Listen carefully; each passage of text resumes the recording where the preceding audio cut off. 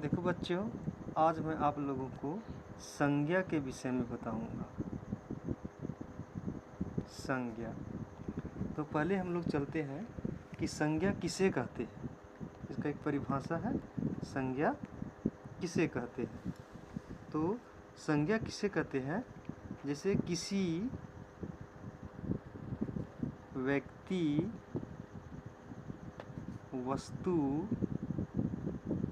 स्थान, भाव इत्यादि के नामों को संज्ञा कहते हैं। इत्यादि के नामों को संज्ञा कहते हैं। जैसे यहाँ पर हम लोगों ने लिखा, किसी व्यक्ति, वस्तु, स्थान, भाव इत्यादि के नामों को संज्ञा कहते हैं। तो जैसे हम उदाहरण देख लेते हैं, जैसे महात्मा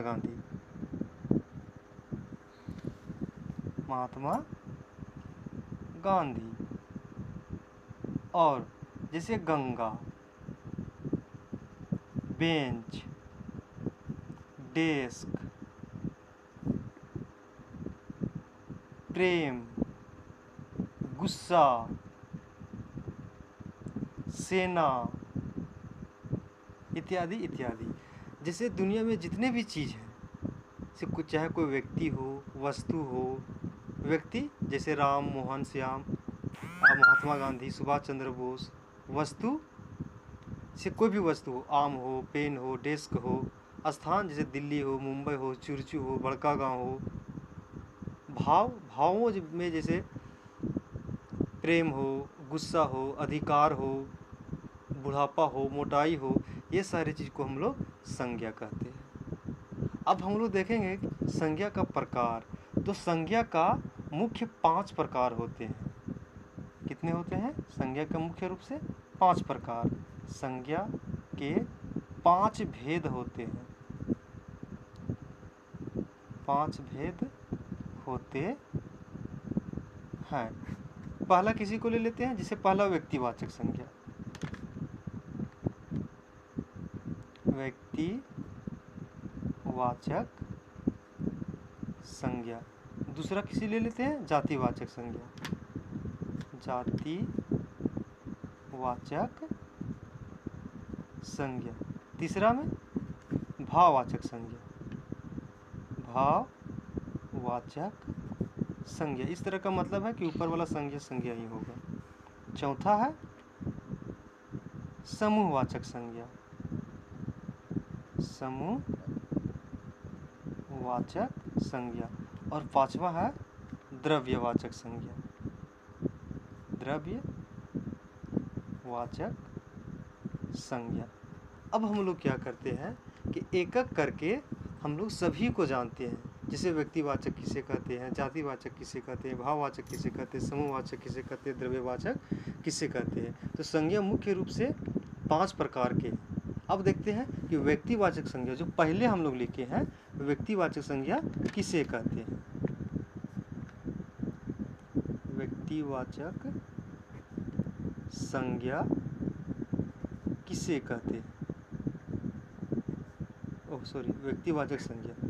तो व्यक्तिवाचक संज्ञा में क्या है कि किसी खास व्यक्ति, वस्तु, स्थान के नामों को व्यक्तिवाचक संज्ञा कहते हैं। किसी खास होनी चाहिए। जैसे हम बोलेंगे कि गंगा।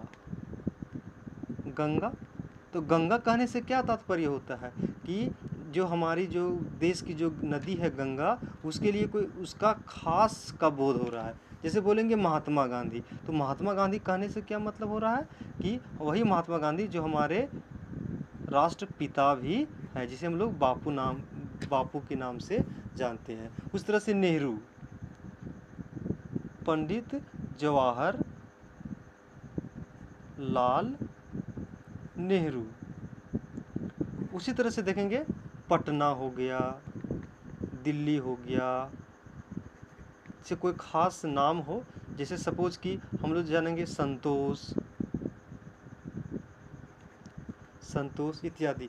व्यक्तिवाचक संज्ञा कहने का मतलब है कि जिस शब्द से किसी खास व्यक्ति का, वस्तु का, स्थान का बोध होता है उसे हम लोग व्यक्तिवाचक संज्ञा कहते हैं। जैसे यहाँ पे देखेंगे हम लोग गंगा है, गंगा, तो गंगा कहने से हमारे देश की जो नदी गंगा है उसका बोध हो रहा है, यहाँ पे यह हो गया व्यक्तिवाचक संज्ञा। उसी तरह से महात्मा गांधी, तो महात्मा गांधी कहने से उसी का बोध होता है, जैसे जो हमारे देश की जो राष्ट्रपिता हैं, है ना, महात्मा गांधी, उनका बोध हो रहा है। जैसे पंडित जवाहरलाल नेहरू, तो इससे भी कहने से डायरेक्ट स्पष्ट हो रहा है कि पंडित जवाहरलाल नेहरू, वही जो चाचा नेहरू है, वही उन्हीं को हम लोग बोल रहे हैं।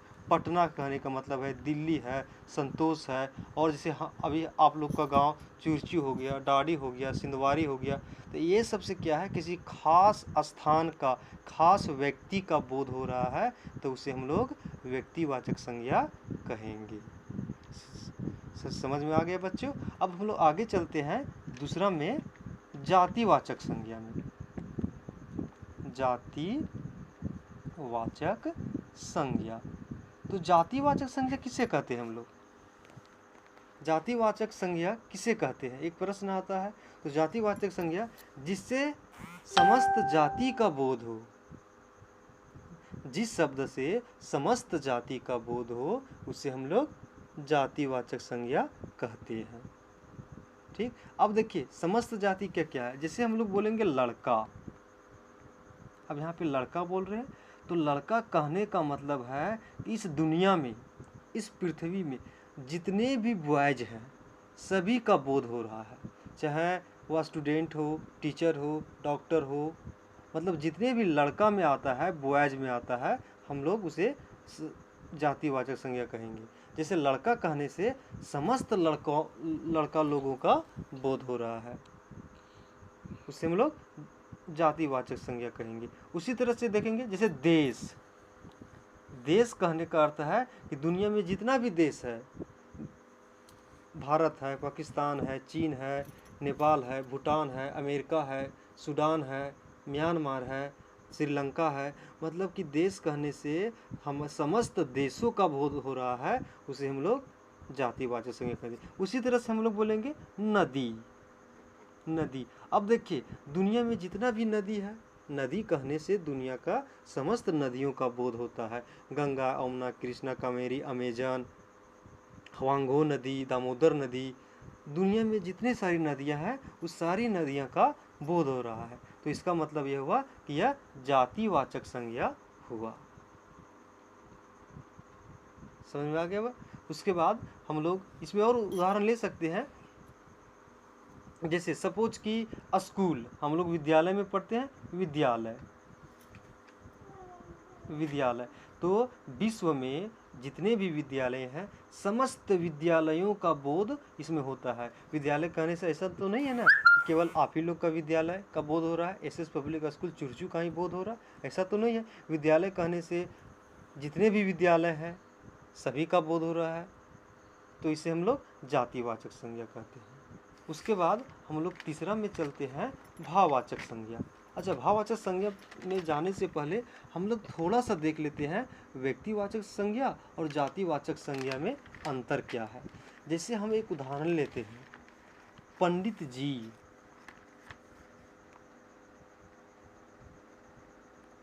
पंडित जी। अब बच्चों पंडित जी क्या है? पंडित जी से हमको यह स्पष्ट होता है कि दुनिया में जितने भी पंडित हैं उसका बोध हो रहा है। इसका मतलब कि पंडित जी जातिवाचक संज्ञा है। लेकिन हम लोग यदि इसे हम लोग एक वाक्य के अनुसार से देखते हैं तो इसमें अंतर हो जाता है। अकॉर्डिंग टू सेंटेंस, वाक्य के अनुसार संज्ञा में परिवर्तन हो सकता है। जैसे हम आपको बताते हैं, जैसे पंडित जी से कहने का मतलब है कि जातिवाचक संज्ञा का बोध हो रहा है, लेकिन हम इसको वाक्य में बदलेंगे तो यह व्यक्तिवाचक में चला जाएगा। कभी कभी ऐसा होता है। जैसे अभी आप लोग को बताते हैं, पंडित जी देश के प्रथम प्रधानमंत्री थे, प्रथम प्रधानमंत्री थे।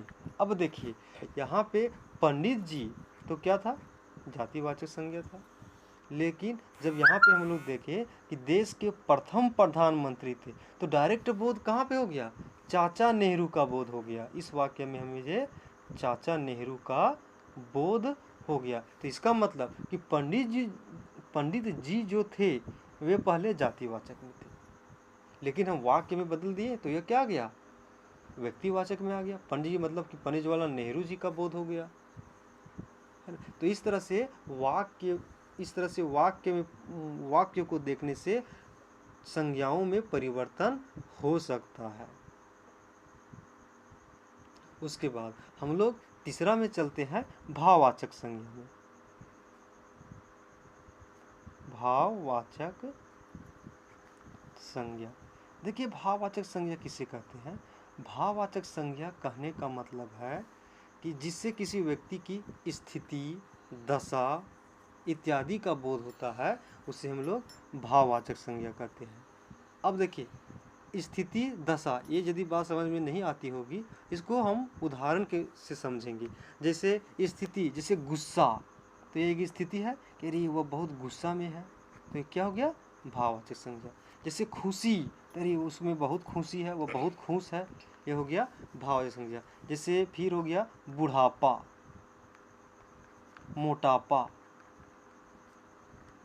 मोटापा, क्रोध, व्यवहार, ये सब क्या है? भाववाचक संज्ञा है। ठीक, उसके बाद हम लोग चलते हैं फोर्थ में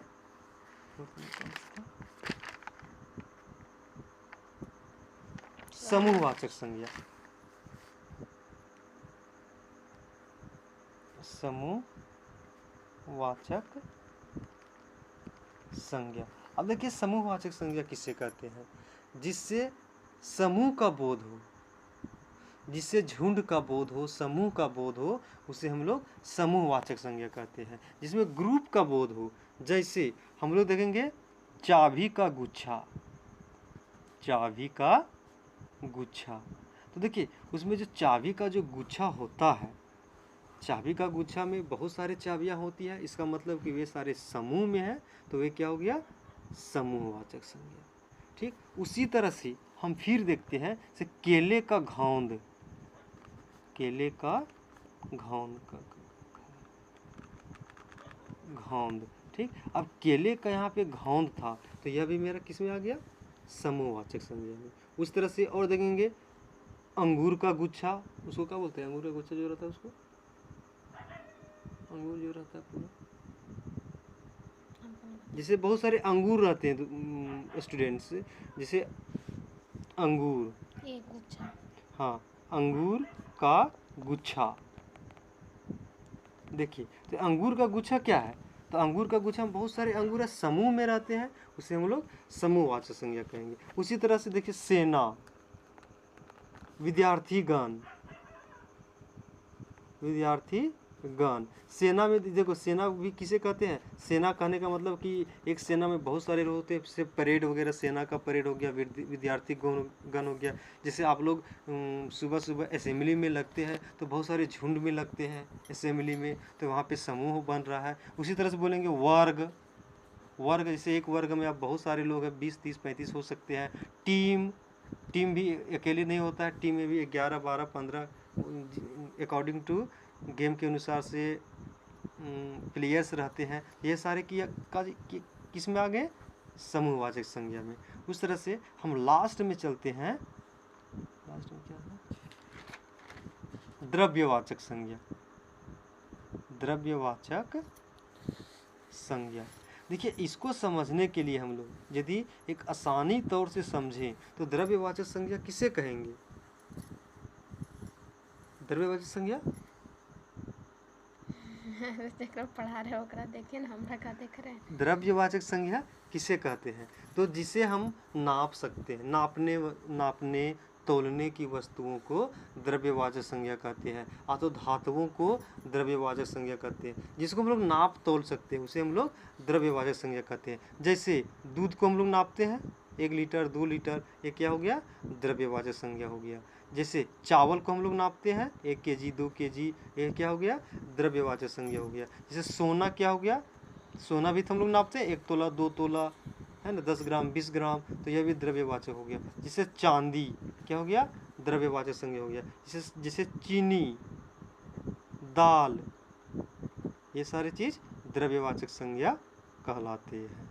ठीक बच्चों, तो आज हमने क्या देखा कि संज्ञा किसे कहते हैं, संज्ञा के कितने प्रकार होते हैं। तो मुझे विश्वास है कि आप लोगों को यह अध्याय समझ में आ गई होगी, और यदि आप लोगों को समझ में नहीं आया होगा तो अब मुझे व्हाट्सएप पर कमेंट करके या पर्सनली फ़ोन करके मुझसे पूछ सकते हैं।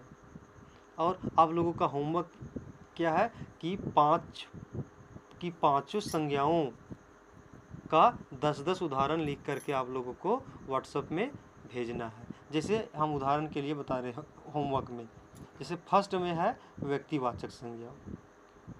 मान लेते हैं कि आप लोग व्यक्तिवाचक संज्ञा के बारे में लिख रहे हैं, तो व्यक्तिवाचक संज्ञा का 10 उदाहरण आपको लिखना है। जैसे महात्मा